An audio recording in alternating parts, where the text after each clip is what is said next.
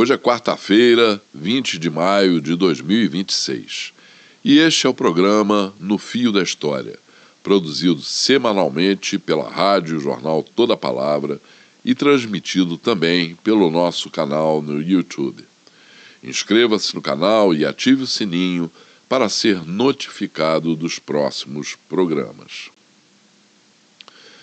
O envolvimento no lodaçal do Banco Master, pedindo ao seu irmão, Daniel Vorcaro, 132 milhões de reais para produzir a cinebiografia de Jair Bolsonaro, já cobra de Flávio Bolsonaro um elevado preço político, que deve aumentar ainda mais até as eleições presidenciais de outubro. Na primeira pesquisa realizada após a divulgação do escândalo, sua candidatura despencou 6 pontos percentuais. Sem perda de tempo, uma nova peça surge no tabuleiro eleitoral: a candidatura oportunista do ex-ministro do STF, Joaquim Barbosa. As mudanças no quadro político-eleitoral são analisadas nesta edição de No Fio da História pelo comentarista político Brizola Neto, que aborda também os fatos mais importantes da última semana no cenário geopolítico global. Entre eles, as visitas de Donald Trump e Vladimir Putin a Xi Jinping em Pequim, que parece se transformar na nova meca da diplomacia e centro geográfico do mundo moderno. E mais recentemente, a fake news da imprensa mainstream acusando Cuba de comprar 300 drones da Rússia e do Irã para atacar os Estados Unidos. E ainda os 78 anos da Nakba e da perseguição sanguinária de Israel contra o povo palestino, com uma matéria da jornalista Leila Salim Leal, diretamente do Líbano. Ao final do programa, veja os clipes selecionados pelo Centro de Memória Trabalhista. Não perca!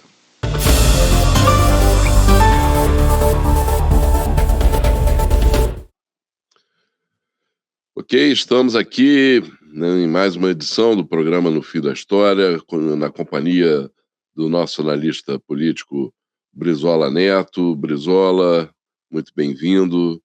Mais uma edição do programa e que começa com a mexida no tabuleiro político eleitoral, né, das eleições para presidente da República no Brasil, com a divulgação da primeira pesquisa, a pesquisa Atlas Bloomberg, divulgada na terça-feira, e que já captou a mudança no comportamento aí dos eleitores depois de eclodir o escândalo envolvendo o candidato do PL, Flávio Bolsonaro, no caso do Banco Master, né?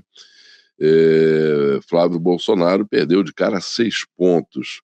É muito, não é, Brizola? Cumprimentar você, Hertal, cumprimentar todo mundo que está nos assistindo. É muito, né? Se a gente for pensar, né, que a primeira pesquisa, medida logo após a divulgação do áudio bomba, né, que revela essas relações e esses negócios, né, da família Bolsonaro com o Vorcaro, né? Agora, se a gente for pensar no médio e longo prazo, o estrago pode ser ainda pior, né? Então, esses primeiros 6 pontos perdidos pode ser o início de uma grande derrocada. Até porque, Hertal, o que a gente está assistindo é uma escalada desse escândalo, né? Então, a partir da divulgação do áudio, começaram a ser apurados outras questões, as ligações do Banco Master com a família Bolsonaro, e que tudo indica vem mais coisa por aí. Então, o que está claro é que, embora haja uma tentativa do Flávio Bolsonaro de estancar essa sangria, né, dando explicações que não convencem a ninguém, eu acho que isso é importante registrar, né, tão ruim quanto a divulgação do áudio foi a reação do Flávio Bolsonaro, né, que reagiu mal e deu explicações muito fracas em relação, né, a tudo que foi divulgado.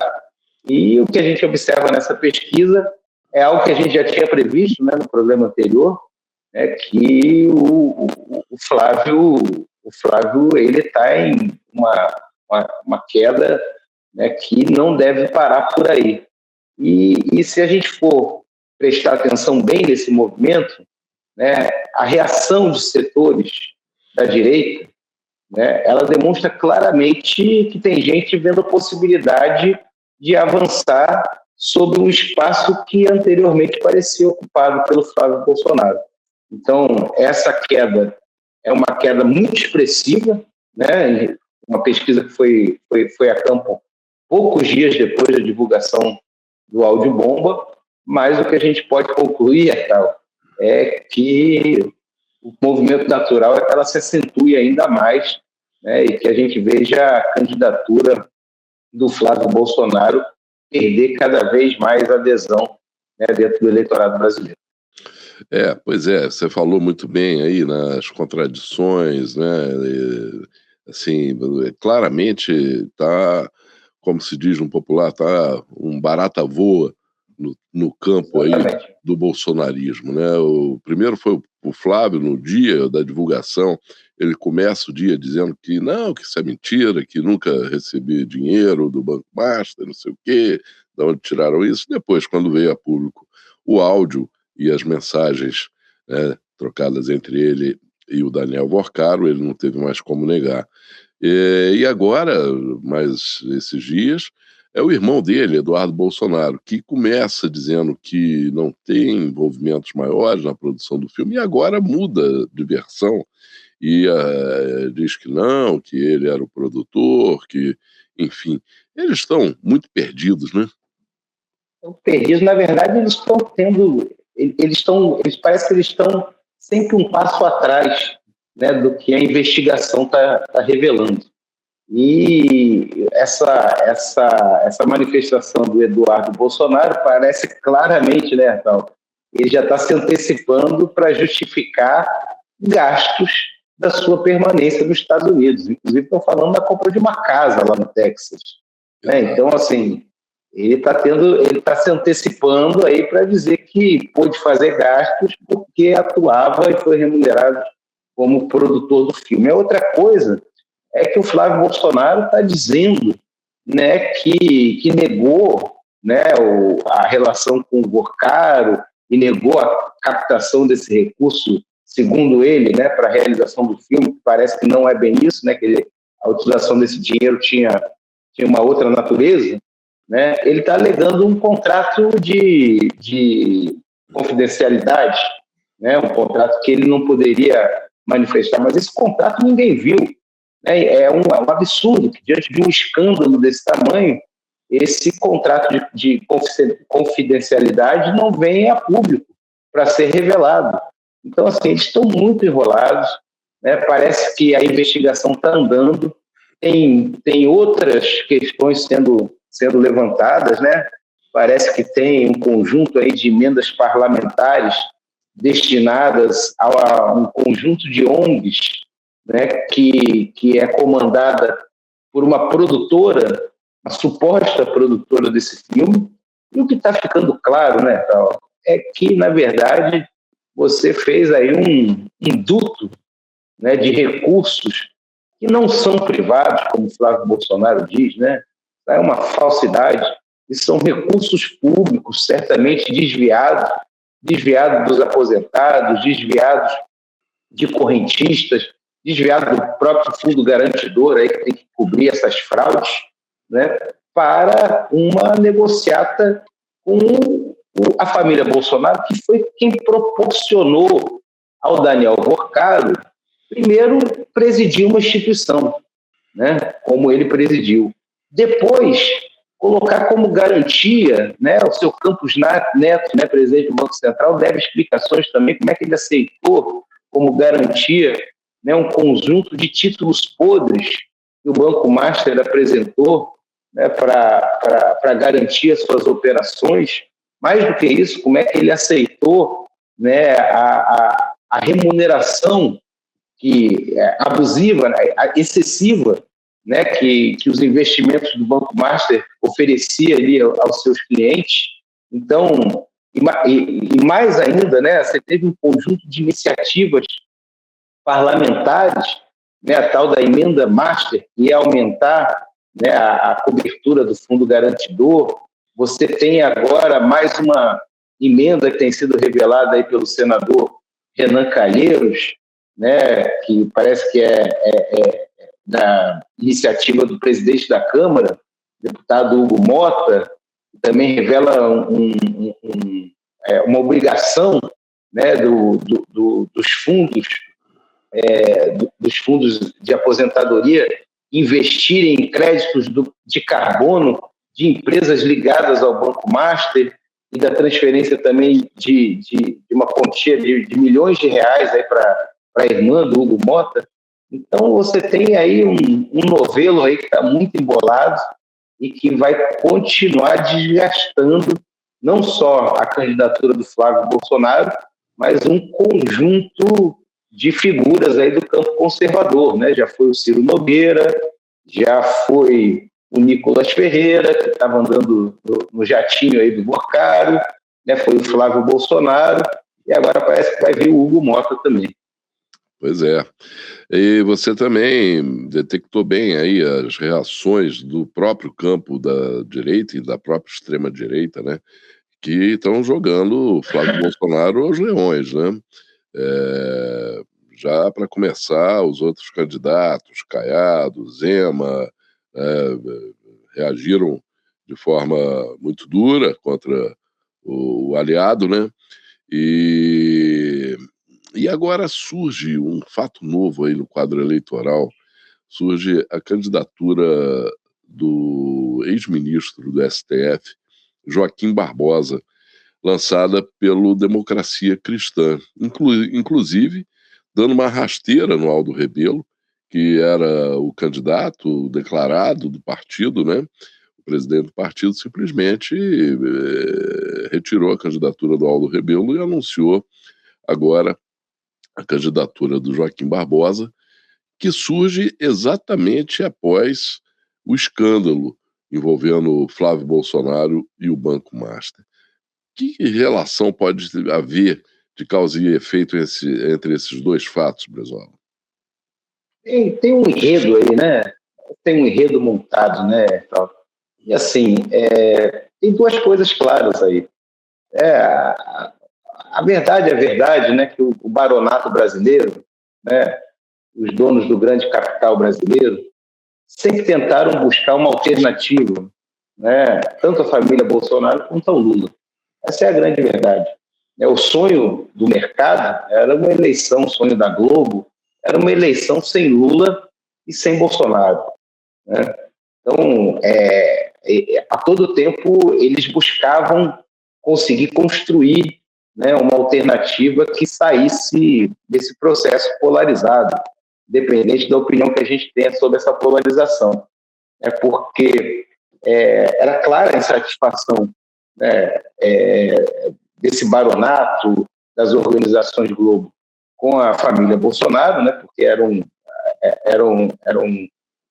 governo recheado de atrapalhadas e, ao mesmo tempo, o ímpeto do Bolsonaro, um ímpeto incontrolável, né, que não atendia aos interesses desse baronato, né, porque a árvore mexia muito, ali parecia que as maçãs deles iam cair, né? E é claro, a oposição clara, né, que o mercado sempre fez ao PT,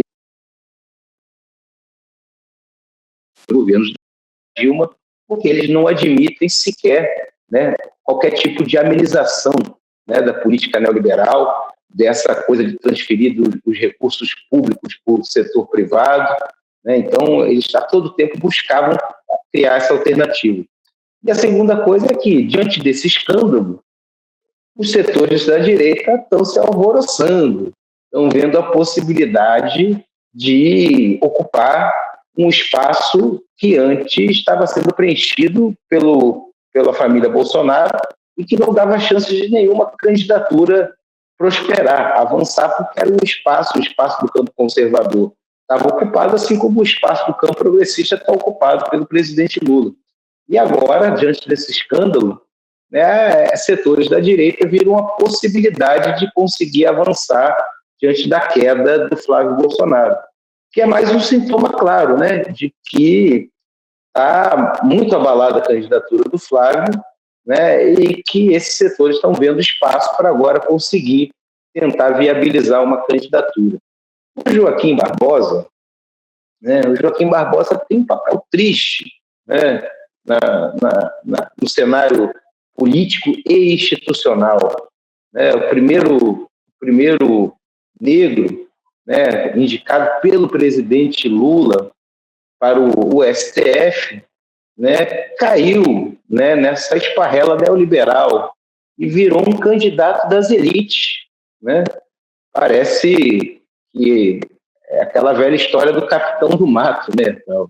Cumprindo o papel de açoitar os seus iguais, porque ele vem dentro de uma conspiração conservadora. Ele vem para defender o modelo econômico neoliberal. Ele vem para se colocar contra qualquer projeto de desenvolvimento nacional. Vem para atender o interesse da Faria Lima, vem para atender o interesse dos grandes proprietários. Então, é isso que significa a candidatura do Joaquim Barbosa, né, apesar, né, de ele ser ele, quando foi indicado pelo STF, vi justamente com a grande razão, a grande justificativa para a indicação do Joaquim Barbosa era de colocar o primeiro negro, como se ali a gente estivesse fazendo um movimento de reparação, né, de combate às desigualdades, mas quando ele, na verdade, ele assumiu o poder, assim como um capitão do mato, ele se colocou a serviço das elites brasileiras, como parece querer fazer outra vez. Bom, falar em elites e capitães do mato, né?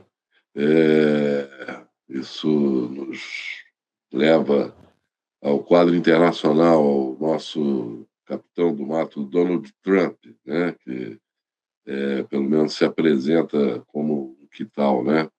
E a notícia que surge aí agora, né? Nesses dias, verdadeiro absurdo, uma coisa estapafúrdia completamente, improvável de ser publicado por um jornal decente, jornal que preze pela verdade, pela inteligência dos seus leitores, é de que Cuba estaria comprando, desde 2023, drones, um total de 300 drones, com o objetivo de atacar os Estados Unidos. Olha, isso foi divulgado por um jornal online americano chamado Axios. Não é nenhum jornal tradicional dos Estados Unidos. É um jornal que surge em 2017, foi criado por dois jornalistas, Mike Allen e Jim Van der Hey, que já haviam criado anteriormente o jornal Político, e agora eles entraram nessa aventura aí do Axios com um forte apoio dos conservadores, principalmente dos republicanos.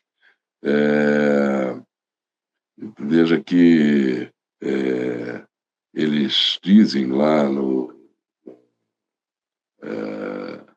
nos princípios dessa publicação que o Axios nunca terá uma sessão de opinião, porque seria um jornalismo absolutamente ascético e neutro, né?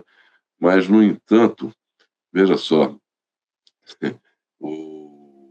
tanto Allen quanto Van der Heide, abordando os primeiros meses da presidência do Trump, disseram o seguinte: o presidente Trump, em termos de realizações concretas, teve um desempenho histórico nos seus primeiros 6 meses. Isso eles escreveram um artigo publicado recentemente. Eles listaram as vitórias, entre aspas, de Trump, cortes de impostos massivos, cruzamentos de fronteira em níveis recordes de baixa, receita tarifária crescente, ataques aéreos impressionantes no Irã, inflação moderada. Olha só a comemoração que se faz. E aqui eles recebem um apoio explícito, né? Uma parceria, né? Que a gente tem visto aí nos últimos dias com a TV Globo, que tem citado em várias matérias essa publicação como fonte nos Estados Unidos, incluindo essa notícia, né, de que Cuba estaria se armando com drones russos e iranianos com o objetivo de atacar a Flórida, atacar a base de Guantánamo, enfim, navios americanos no Caribe, justamente trocando as posições que, na verdade, são os Estados Unidos que estão ameaçando Cuba, que querem atacar Cuba, e isso dito explicitamente por Donald Trump, né? E agora vem com essa lorota, né? Agora, é uma coisa deprimente que jornais brasileiros, como o Globo, aqui a manchete do InfoMoney, a inteligência dos Estados Unidos alerta que Cuba cogita ataque de drones contra alvos americanos. E toda essa matéria aí fraudulenta, inventada, se baseia em informações de um agente de segurança norte-americano.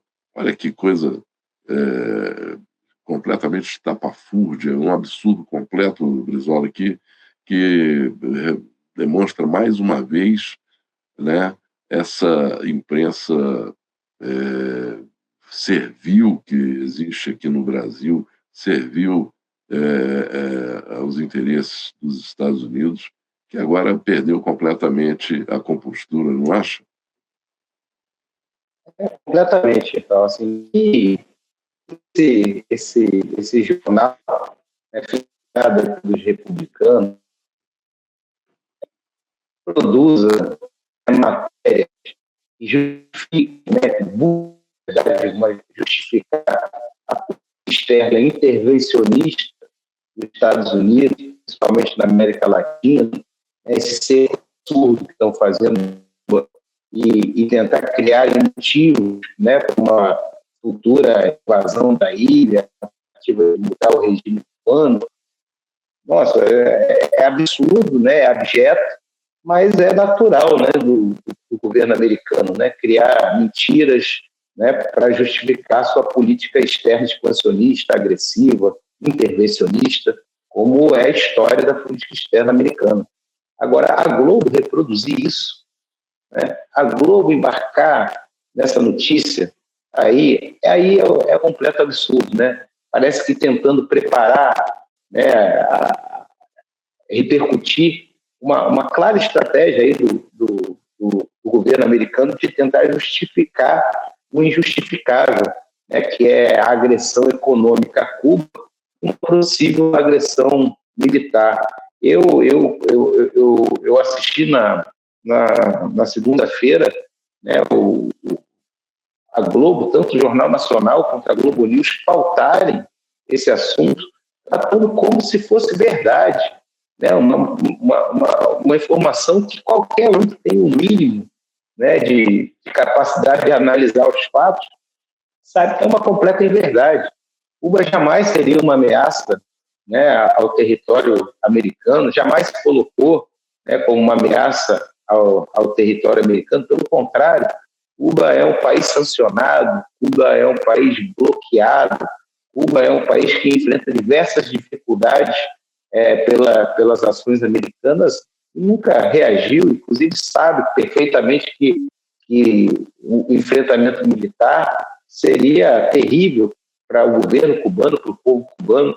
Então é um completo absurdo, né? E a divulgação, né, dessa matéria completamente tendenciosa desse jornal pela Globo mostra a falta de compromisso, né, com a verdade, mostra um jornalismo tendencioso que não apura as notícias que dá, né, e que está a serviço, como sempre esteve, do governo americano. Independente, né, a gente tinha uma dúvida durante algum momento, a Globo serve aos democratas. Não, ela serve ao governo que tiver de plantão nos Estados Unidos, né? E essa divulgação dessa matéria reforça isso. Exatamente. Bom, e esse aí é exatamente o padrão da imprensa imperialista ocidental, né? Infelizmente, é isso que temos, né? Temos aqui no Brasil, temos em outros países da América Latina, da Europa, seguindo todos na mesma cartilha, né? Essa semana que passou, nós tivemos um aniversário de 78 anos da Nakba. Nakba é o termo usado para designar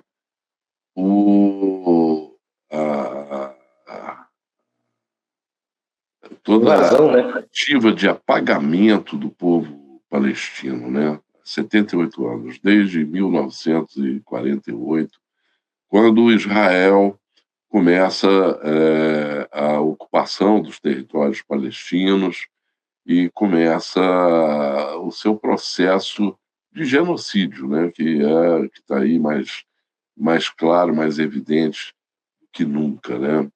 Então nós tivemos agora no dia 15 de maio, né, foi comemorada essa data de 78 anos, comemorada não, né, foi lembrada, né, essa data de 78 anos do surgimento da Nakba. E agora, no dia 17 de maio, né, as forças de ocupação de Israel bombardearam uma cozinha comunitária em Deir al-Balah, matando no Líbano, né, matando 3 trabalhadores. Desculpa, não, no Líbano não, em Gaza.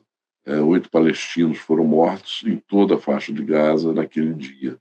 Já chega a 72.760 mortos desde outubro de 2023. 871 desde o chamado cessar-fogo. Agora que não tem nem 2 meses ou 3 meses, né?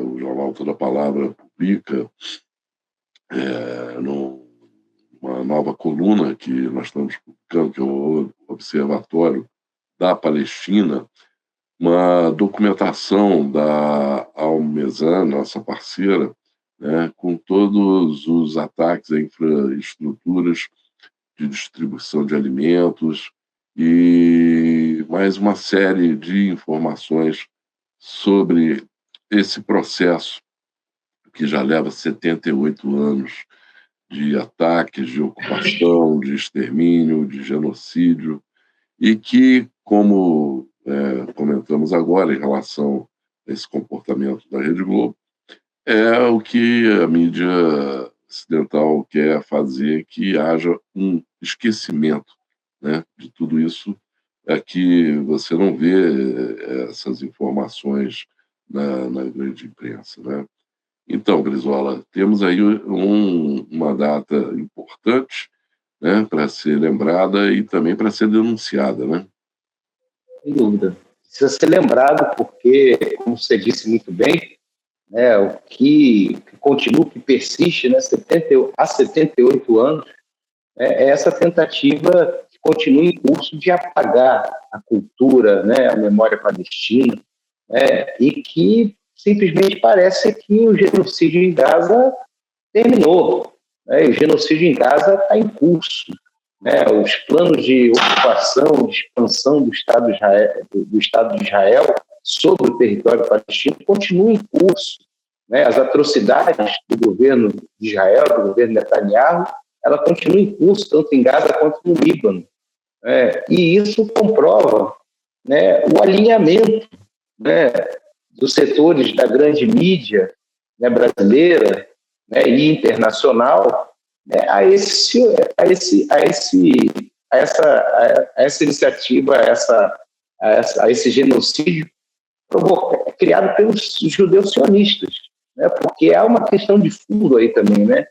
Hoje o sionismo ele se tornou praticamente hegemônico dentro do povo judeu, né? E essa coisa da expansão do território é uma vitória do sionismo, porque os setores mais ortodoxos da religião judaica eles condenavam, eles tinham como premissa de que Israel não poderia, né, que os judeus não poderiam voltar para Canaã, né, com a construção de uma muralha, ou seja, ocupando o território, né? A volta dos judeus para Canaã deveria ser um processo natural. E hoje, até os setores mais ortodoxos apoiam, né, essa invasão. Então, assim, é uma vitória do sionismo na comunidade de Israel, e é um completo absurdo, né, que você, assim, principalmente aqui no Ocidente, você simplesmente apague o genocídio, as atrocidades que estão acontecendo em Gaza. Então, muito importante lembrar essa data. Acho que toda palavra faz um papel muito importante, né, de mostrar o que a grande mídia não mostra, né, e nós aqui, né, temos que fazer esse papel mesmo, de continuar solidários, né, à impressionante resistência do povo palestino, né, e denunciar o genocídio que continua acontecendo em Gaza. Pois é. Existem revelações aí de como Netanyahu convenceu Donald Trump a fazer esse ataque ao Irã, né, que nós também estamos aqui apurando e vamos trazer assim que tivermos mais detalhes, mas ao que parece houve um encontro e que durante 1 hora o Netanyahu expôs ao Donald Trump na Casa Branca um plano, segundo ele, infalível, né, de que com a decapitação das lideranças iranianas eles iriam suflar uma onda de revoltas no Irã e que a queda do regime seria certa, né? Muito bem, agora nós vemos o resultado aí, né? Como é que foi, o que aconteceu, a derrota flagrorosa dos americanos e dos israelenses e Donald Trump sem conseguir encontrar a porta de saída, né? Queria que você comentasse um pouco também essa ida de Trump à China e depois, logo em seguida, o Putin, né? Que agora parece que cada vez mais sela uma aliança e faz de Pequim, né, a grande meca, né, do cenário geopolítico mundial. Eu acho que, aliás, outra notícia, né, que a mídia não dá, né?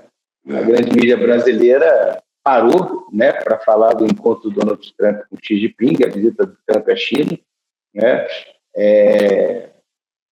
O encontro do Trump foi completamente frustrante, né, porque os chineses já esperavam, já sabiam, né, que Trump não tinha nada para dar e nada a oferecer, né, e o Trump teve que engolir ali, e hoje se ergueu uma superpotência, né, que do ponto de vista geopolítico já tem mais influência que os Estados Unidos. Essa é a grande realidade. Hoje, as relações geopolíticas, as relações diplomáticas, elas passam muito mais por Pequim do que por Washington. Essa é a grande realidade. Então, se a gente vai ver, né, o conjunto de visitas do governo chinês que o Xi Jinping recebeu nos últimos 6 meses, passaram por lá os países árabes, passaram por lá o Paquistão, passaram por lá muitas lideranças europeias que foram visitar o governo chinês, né? O próprio Donald Trump teve que ir e reconhecer a liderança chinesa nesse cenário geopolítico. E esse encontro com o Putin, 1 semana depois do encontro com o Trump, é um recado claro né, da diplomacia chinesa, do governo chinês? Primeiro, né, de que a China ela se consolida como esse grande centro geopolítico. Segundo, que ela deixou bem claro que os Estados Unidos jamais vai dizer para ela agora com quem que ela deve e com quem que ela não deve se encontrar. Né?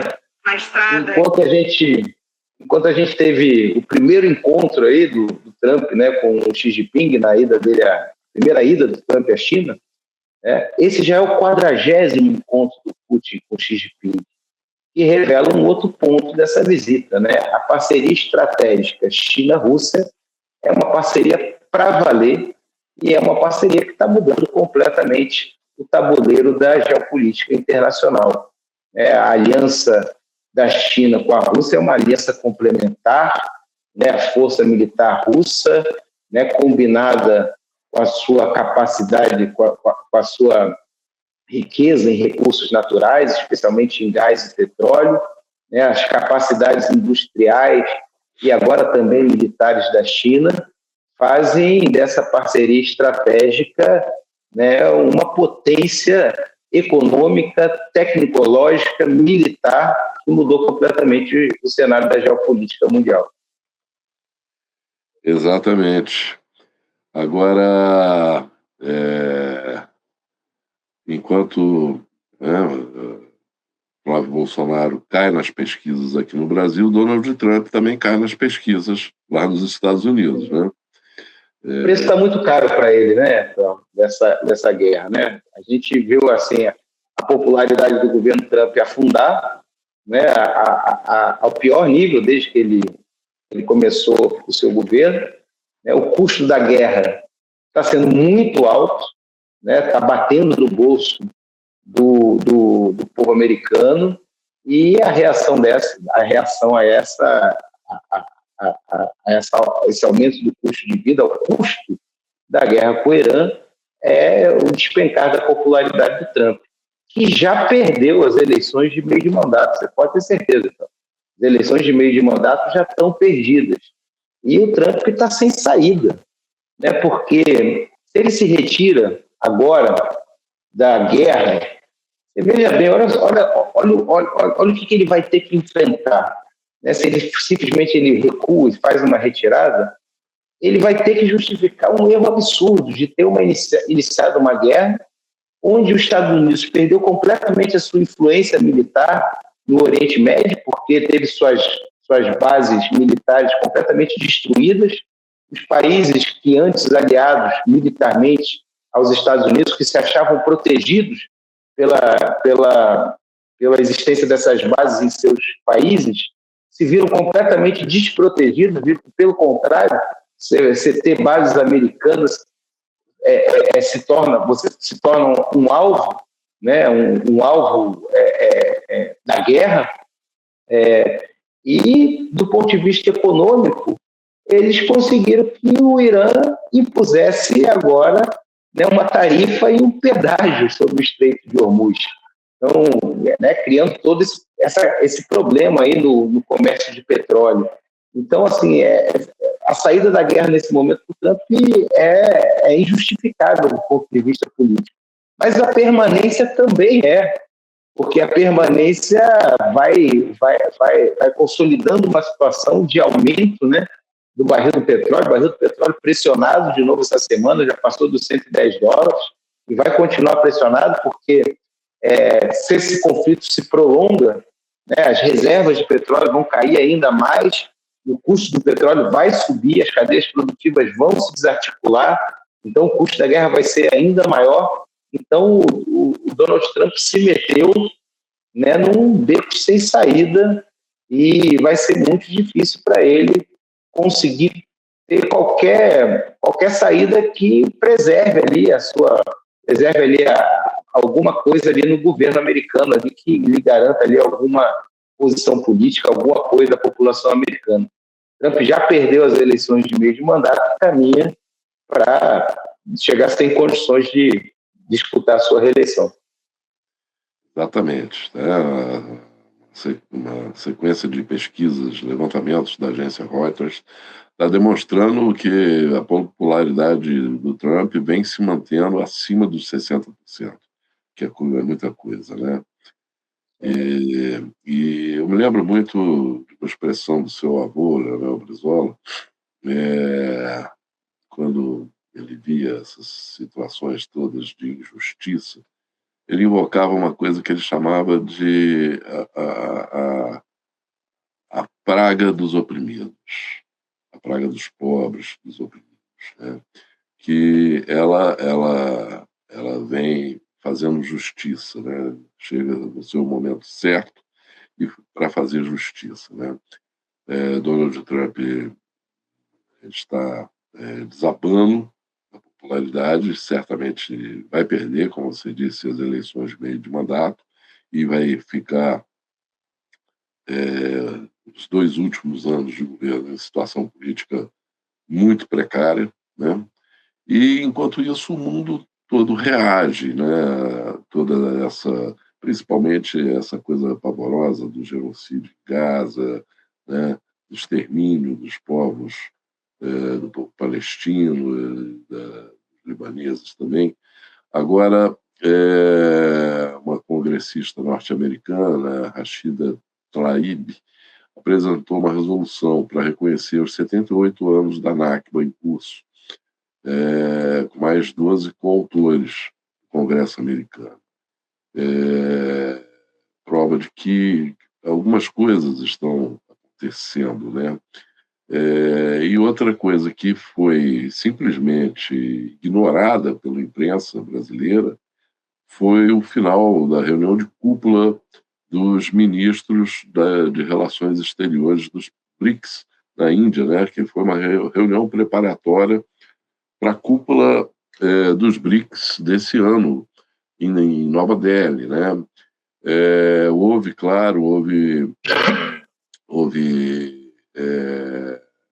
divergências, né? Existem contradições, né? Existem 2 membros plenos do BRICS que hoje se opõem no campo de batalha, né? O Irã e os Emirados Árabes, mais a Arábia Saudita, que também prestou apoio aos Estados Unidos. Então, tudo isso traz assim, uma dificuldade de um consenso muito grande em relação aos conflitos. Mas o que é importante destacar é que a linguagem do BRICS sobre a Palestina agora evoluiu. Então, se afastou, isso na declaração conjunta que foi divulgada, né? Se afastou da chamada solução negociada, solução de 2 estados, e em direção ao direito à autodeterminação e ao direito a um Estado independente e a definição da integridade territorial do Estado palestino. Isso consta do relatório desse documento apresentado pelos ministros de Relações Exteriores dos países BRICS, na reunião que aconteceu, terminou esse final de semana, no último final de semana, em Nova Delhi, né? Então, o mundo está se posicionando, né? É claramente um momento de queda do Império Americano e as coisas estão evoluindo. Esperamos que para tempos melhores, não é, Brizola? Sim, eu acho que tem uma questão que eu acho que a gente precisa prestar atenção. Tem um movimento aí no posicionamento de alguns países, né, que formam os BRICS. E acho principalmente a Índia, né, que sempre teve uma posição oscilante, né, em que em determinado momento se alinhou demais aos Estados Unidos e também a Israel, né? A gente não pode esquecer que o Modi estava lá na véspera do ataque ao Irã, né? Mas a Índia pagou um preço muito alto. Então, a Índia está em desabastecimento. né? A Índia foi um dos países mais impactados, né, pelo fechamento do Estreito de Hormuz, comprometeu seriamente, né, o seu estoque de petróleo, sua capacidade de abastecimento, tanto que está tendo que fazer racionamento, está tendo que tomar uma série de medidas para inibir o consumo de combustíveis, né, e de derivados do petróleo. E a Índia parece que nesse processo aí pendular, né, de uma hora acenar para um lado, uma hora acenar para o outro, parece que está vindo mais, né, para o lado da nova ordem mundial, da ordem multipolar, né, e não só, né, porque a gente não pode esquecer, a gente está sob a presidência da Índia nesse momento dos BRICS, né, conseguiu avançar em relação à Palestina, como você falou muito bem nessa declaração, e também anunciou, né, um fortalecimento, né, dos investimentos no Banco dos BRICS, né, anunciando aí um conjunto de medidas para fortalecer a capacidade dos BRICS, do Banco dos BRICS, de financiar infraestrutura e desenvolvimento para os países que participam do BRICS. Então, assim, é um movimento novo que a gente tem que observar e que pode tirar o BRICS da coma, né? Depois de tudo que aconteceu nos últimos 6 meses. Aliás, Toda Palavra publica também uma matéria de Moscou com a presidente do MDB, a Dilma Rousseff, ex-presidente do Brasil, reafirmando o compromisso do Banco dos BRICS em financiar os países do bloco em moedas nacionais. Olha só, ela está chamando isso de tokenização. Isso vai ser um grande avanço no processo de desdolarização da economia, porque são investimentos de grande porte que o NDB vai fazer nos países BRICS e operando fora dos mecanismos do sistema de pagamento, né? Mercado financeiro, do sistema financeiro internacional, né? Uma grande conquista, né? Está se libertando, né, tal, dessa corrente que amarrava a capacidade de investimento do Banco dos BRICS. E uma outra coisa que a presidente falou, que é muito interessante, né, ela priorizou, né, os investimentos em infraestrutura, em logística e em desenvolvimento nacional dos países. E reforça aqui a questão social e principalmente a questão educacional são prioridades nesses financiamentos. Então, a gente pode ter aí, né, dentro do futuro bem próximo, uma nova fonte de financiamento aí para o reforço da educação, né, nos países que participam dos BRICS. É isso aí. Brizola, vamos ficando por aqui, então, em mais uma edição de No Fio da História, e vamos exibir uma reportagem da jornalista Leila Salim Leal, jornalista brasileira, sediada agora no Líbano, uma jornalista independente que tem feito trabalho corajoso, se expondo, inclusive, a riscos, perigos, e nossa parceira, né, estamos agora fazendo uma parceria com a Leila e divulgando os conteúdos dela. Hoje mesmo, Toda Palavra traz uma matéria muito, muito emocionante até, da Leila, que mostra a história de uma família, né, justamente para marcar os 78 anos do Nakba, né, a história de uma família que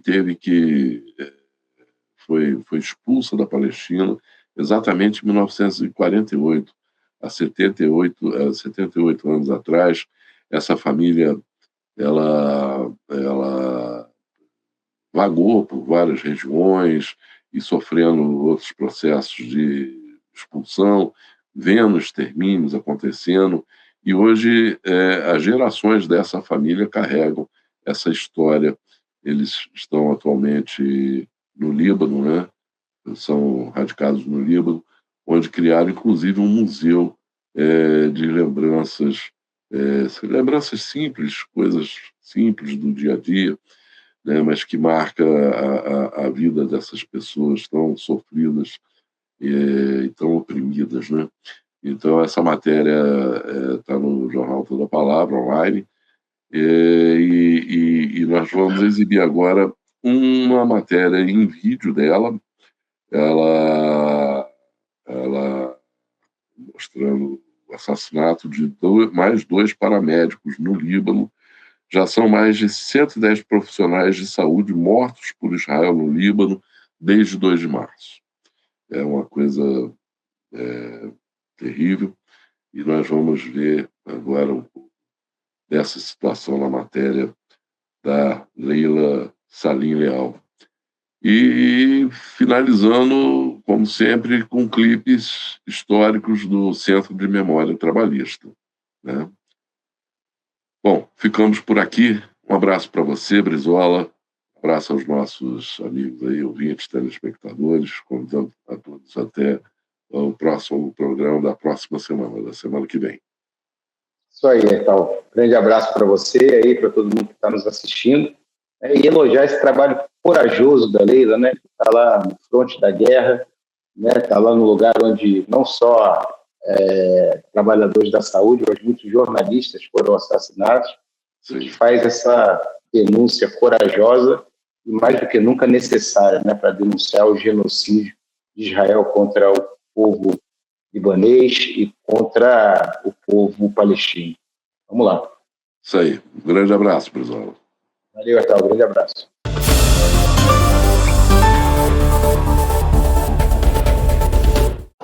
Hoje, 13 de maio, eu falo de Saida, maior cidade do sul do Líbano, onde acabou de acontecer o enterro dos 2 paramédicos mortos ontem em um ataque direcionado de Israel em Nabatia, outra importante cidade aqui do sul do Líbano. O número de paramédicos mortos por ataques de Israel desde 2 de março já chega a 110, segundo o Ministério da Saúde.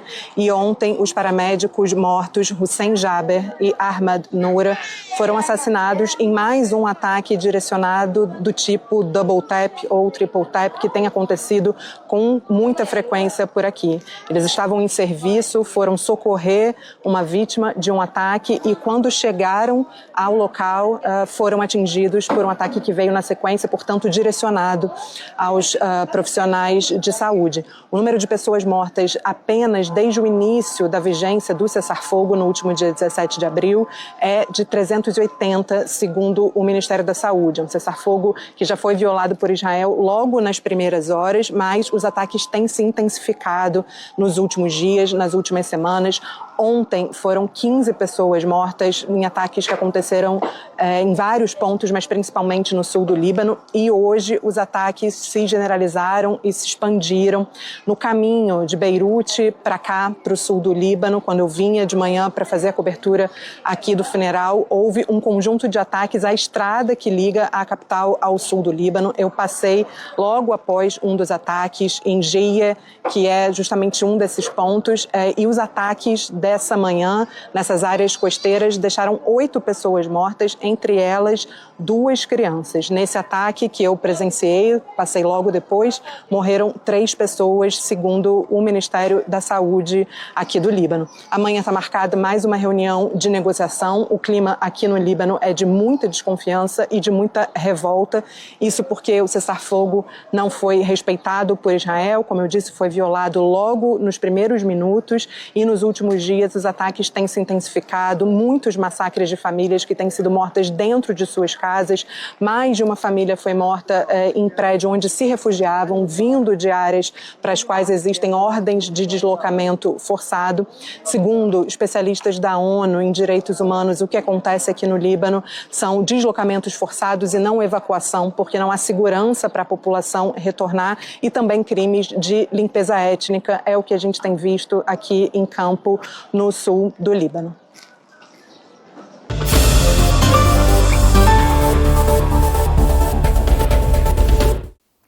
Centro de Memória Trabalhista, um departamento do PDT. Nossa missão é guardar, conservar e divulgar todo o legado trabalhista. Nesse sentido, temos diversas publicações, seja cartilha, revistas, encartes, tudo gratuitamente.